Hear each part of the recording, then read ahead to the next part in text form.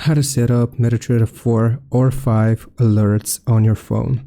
Load up MetaTrader 4 or 5, and then once you have signed into your account, you will then go and click on settings in the bottom right corner, and you want to find the option for chat.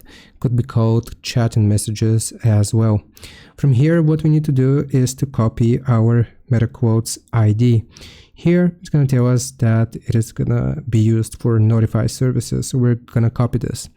Once you have your MetaQuotes ID, then you will also need to download the MetaTrader 5 platform for or software for your PC, and here you will just click on tools, then options, and you will need to paste your ID here. But before that, you will need to enable push notifications and also check these two options as well if it lets you.